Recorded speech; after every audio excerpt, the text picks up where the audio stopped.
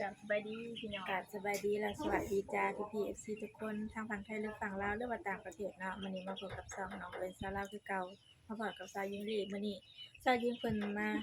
สิพามาต้มปลาขอใหญ่พี่น้องปลาขอเพิ่นน่ะบักใหญ่นะจะเบิ่งเด้อสิปวดเพราะว่าตัวใหญ่นี่พี่น้องป๊าดปลาคอใหญ่จำแขนสาวยิงพี่น้องกลัวเจ้าเอิ้นกลัวบ่กลัวเป็นกำบ่หุ่มเบิ่งพี่น้อง ว่าเพิ่นใหญ่มื้อนี้สิเฮ็ดต้มสมนะพี่น้อง ต้ม นี่ตอนนี้เชอยิงเพิ่นก็ดังไผข้างหม้อไว้เนาะเตรียมสิต้มปลาไผเพิ่นก็ลุกแห้งเชอยิงเราเป็นคนใจร้อนพี่น้องเราเฮ็ดอยู่เฮ็ดกินนี่ไผต้องแห้งบุนๆๆๆนั่นแหละคันไผค่อยๆอย่างก็บ่ทันใจเรา เราเป็นคนใจร้อนเด้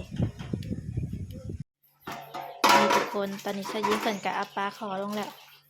ขอลงหม้อแล้วนี่ทุกคน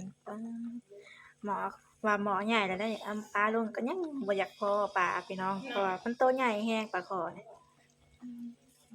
ต้มสดร้อนๆเนาะพี่น้องต้มสดใส่หัวข่าแหน่ใส่หัวจิกไข่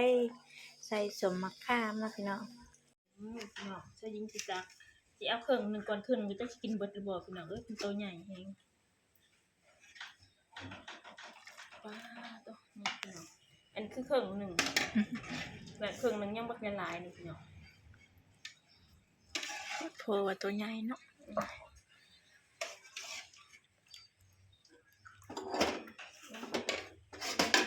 เนี่ยไปด้วยพี่น้องเอ้ย มาเด้อพี่น้องกินต้มปลาคอใหญ่นำสาวหญิงสาวเอิญเด้อพี่น้องเด้อทุกคน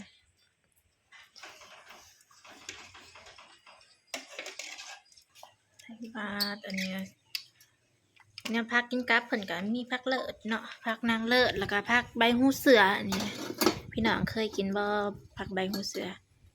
นี่มาเด้อพี่น้อง เด้อขาวเด้อพี่น้องเด้อ ปลาคอใหญ่ต้มสมปลาคอส้มเสือว่าต้มสมพี่น้องสมน้ำ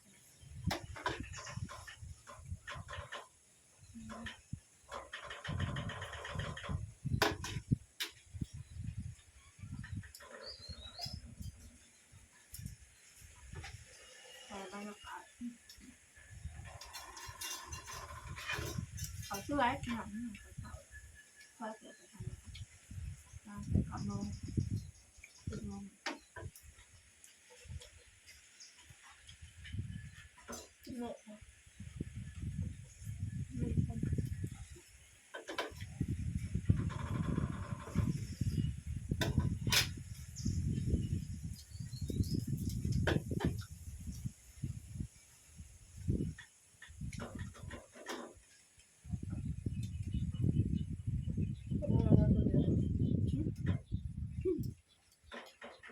คุยเนาะ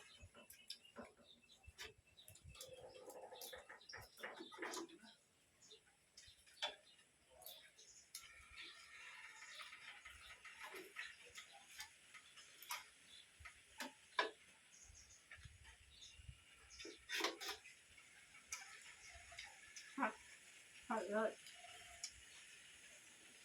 แล้วก็ไอ้เห็ดหอมเป็นคนบ่มักเป็นผัก